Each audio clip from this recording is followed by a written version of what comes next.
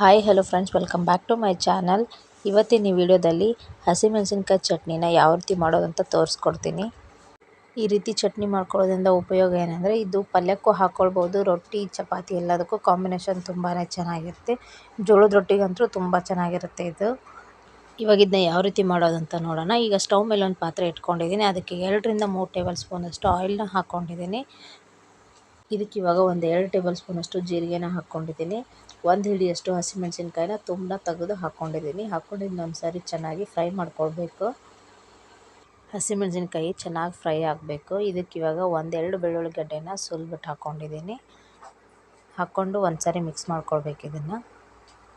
ಈ ರೆಸಿಪಿ ಉತ್ತರ ಕರ್ನಾಟಕದ ಕಡೆ ತುಂಬಾ ಸ್ಪೆಷಲ್ಲು. ಅದರಲ್ಲೂ ಜೋಳದ ರೊಟ್ಟಿಗಂತೂ ಈ ಚಟ್ನಿ ತುಂಬಾ ಚೆನ್ನಾಗಿರುತ್ತೆ. ಇವಾಗ ಇದಕ್ಕೆ ಒಂದು ಸ್ವಲ್ಪ ಹುಣಸೆ ಹಣ್ಣನ್ನು ಹಾಕ್ಕೊಳ್ತಿದ್ದೀನಿ. ಈ ರೀತಿ ಚಟ್ನಿ ಮಾಡಿಕೊಂಡು ಒಂದು 15-20 ದಿನದವರೆಗೂ ಇದನ್ನು ಫ್ರಿಜ್ಜಲ್ಲಿ ಸ್ಟೋರ್ ಮಾಡಿಟ್ಕೊಳ್ಬೇಕು.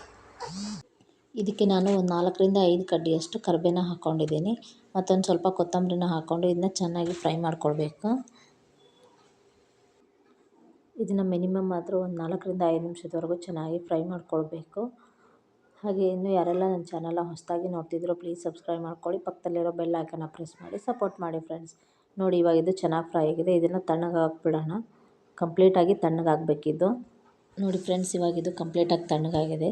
ಇಲ್ಲಿ ನಾನೊಂದು ಮಿಕ್ಸಿ ಜಾರ್ನ ತೊಗೊಂಡಿದ್ದೀನಿ. ಅದಕ್ಕೆ ಫ್ರೈ ಮಾಡಿಟ್ಕೊಂಡಿರುವಂಥ ಹಸಿಮೆಣಸಿನ್ಕಾಯಿನ ಹಾಕ್ಕೊಂಡಿದ್ದೀನಿ. ಮತ್ತು ರುಚಿಗೆ ತಕ್ಕಷ್ಟು ಉಪ್ಪನ್ನ ಹಾಕ್ಕೊಳ್ತಿದ್ದೀನಿ. ಒಂದು ಸ್ವಲ್ಪ ಬೆಲ್ಲನ ಹಾಕ್ಕೊಂಡು ಇದಕ್ಕೆ ನೀರು ಹಾಕದೇ ಇರೋ ಹಾಗೆ ಇದನ್ನು ನುಣ್ಣಗೆ ರುಬ್ಕೊಂಡು ಬರೋಣ. ನೋಡಿ ಫ್ರೆಂಡ್ಸ್, ಈ ಹದಕ್ಕೆ ಇದನ್ನ ರುಬ್ಕೊಂಡ್ರೆ ಸಾಕು. ಇದು ಎಲ್ಲದಕ್ಕೂ ಯೂಸ್ ಆಗುತ್ತೆ. ಬೆಳಗಿನ ಬ್ರೇಕ್ಫಾಸ್ಟಿಗೆ ಕೂಡ ಇದನ್ನ ಯೂಸ್ ಮಾಡ್ಕೋಬೋದು.